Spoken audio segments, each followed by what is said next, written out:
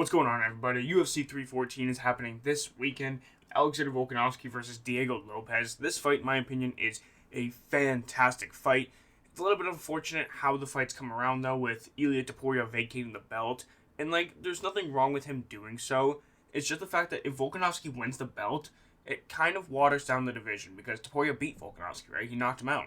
So it's going to be a little bit unfortunate with how the featherweight division is going to look. It's going to look weaker in comparison now because of the fact that it's Volkanovski back on top, despite the fact he never beat Topuria to get the belt back. But that's neither here nor there. This fight in particular is very, very interesting, right? Because you kind of have two different styles. You have Alexander Volkanovski, who's extremely technical. He's short for the weight class, but he makes up for it with a really long reach for his height.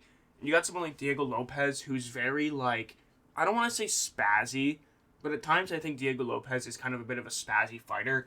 He has a bit of a tendency to keep his chin up in the air, but this guy just goes berserk. The first opportunity he sees to throw a counterpunch, he does it, because he doesn't initiate a lot of the exchanges. He's more of a counterpuncher, which, against Volkanovski, might actually work because of the fact that every single time Alexander Volkanovski throws a jab, he sticks his head straight up in the air. He's there to be hit.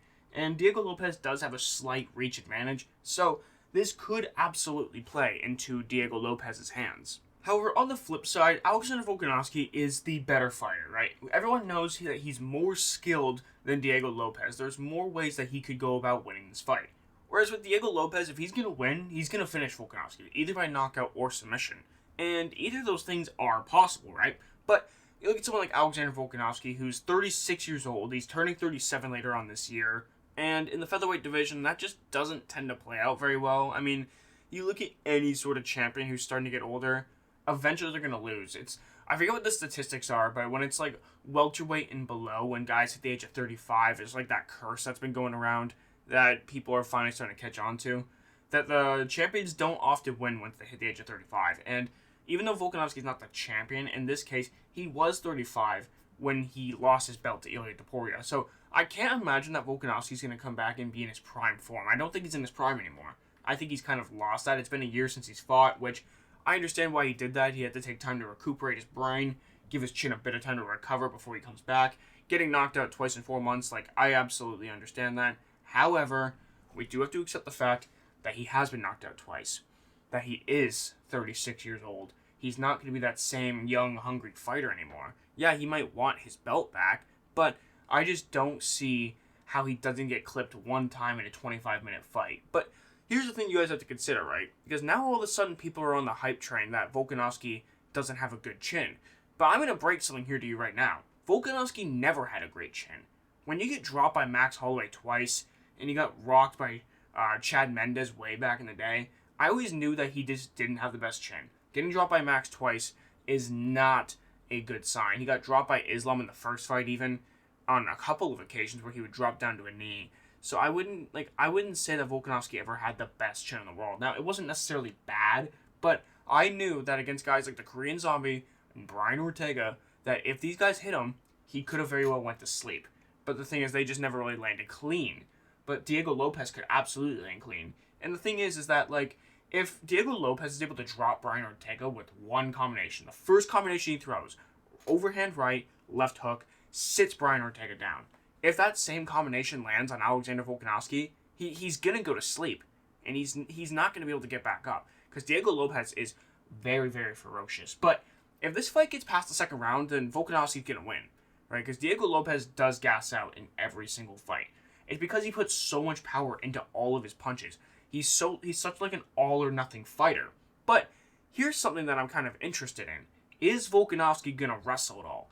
Because yes, he is a very, very good grappler. Yes, he could absolutely take down Diego Lopes. I don't think Lopes would be able to stop it. In fact, I think Lopes would welcome that opportunity, just so that, Lopes can go for his submissions off his back. Because he's very, very aggressive off his back. He kind of reminds me of Charles Oliveira a bit, where he's just constantly going for submissions, and I honestly do respect that. However, Movsar Evloev was able to survive on the ground with Diego. So who's to say that Alexander Volkanovski can't, right? Because Volkanovski's a very, very capable grappler. He's probably a better grappler than someone like Movsar, but I don't know if he's as good of a wrestler, but that's not really as relevant here necessarily. So I do think that Volkanovski could take him down and control Diego Lopes on the ground. Volkanovski's got some amazing top control, some ferocious ground and pound, but he does need to be wary of his arms. He needs to be wary of the triangle chokes. Those are like the two things that Diego Lopes really likes to go to when he's on the ground in his fights. So I can absolutely see a scenario that Volkanovski might get rocked, might shoot a takedown, and could get caught in a submission or something. He's just got to be extremely careful for the first round and a half. Then I believe once that first round and a half goes by is where it's Volkanovski's fight to win, right? Diego is going to have nothing left in the tank unless he comes in there and understands that this is a 5-round fight and that he needs to be very, very cautious with how he goes about expending his energy. But this fight is very, very tricky to pick. I mean, the fact that Volkanovski's 36 makes me not want to pick him. And what's really interesting to me here is that Volkanovski is the favorite. He's a minus 148, and Diego Lopes is a plus 124, so I might actually put some money on Diego, to be honest with you, because Diego only has to land one shot. But that's if he can land the shot, because Volkanovski, like I said, is much more technical than someone like Diego Lopes. And it's not that Diego Lopes isn't technical, but I believe that Volkanovski is just more technical. But what I will say about if Alexander Volkanovski wants to take this fight down to the ground is the fact that Alexander Volkanovski was able to survive on the ground with Islam Makhachev, the number 1 pound-for-pound fighter, and Brian Ortega, who is probably a better Brazilian Jiu-Jitsu artist than Diego Lopes. But there's a bit of a difference between Islam and Brian Ortega compared to someone like Diego Lopes, and that's the fact that Ortega and Makhachev like to go for control more on the ground. They more want to control you, a bit more of a slower pace. Whereas with Diego Lopes, there is no control. He's just going to go for submissions. He's just going to try to rip your arm off. He's going to try to choke you unconscious. So the first round is going to be extremely telling as to who wins this fight. And this one's extremely tough to pick. But you know what? In this fight's extremely tough to pick because if this fight, like I said, goes past the first couple rounds, then Volkanovski's going to win. And stylistically, Volkanovski should win. I just can't trust his chin. I can't trust the fact that he's 36 years old and he's turning 37 in a few months. I can't trust any of it. I have to go with Diego Lopes in this fight.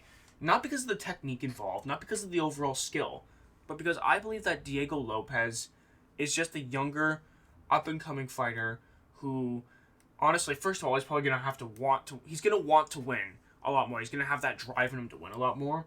But also, I just think all it takes is one combination to land, and Volkanovski is going to be out. You got to imagine that his chin's not going to be the same. His chin was never that great, but it'll be even worse after 2 knockout losses. He's now 36 years old in the featherweight division. We've seen time and time again that champions just don't do well after coming back from knockout losses. Look at someone like Kamaru. He wasn't the same in that third Leon fight after getting knocked out. I believe it could be a similar scenario here. So I'm going to go with Diego Lopes. And if I'm going to be honest with you guys, I do kind of want Diego to win this fight. Not because I don't love Alexander Volkanovski. I love Volk. It'd be awesome if he wins. I'll be super happy for the guy. But if Volkanovski wins this fight, like I said before, it kind of waters down the featherweight division. So I think it's better for the division if Diego Lopes wins this fight. If he can do it in a similar fashion to Ilya, then I think that it doesn't make the division look as weak.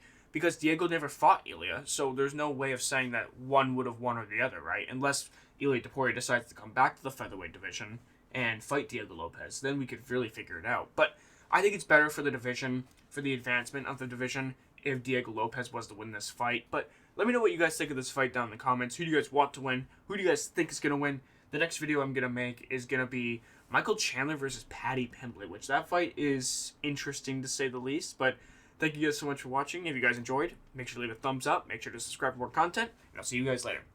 Peace!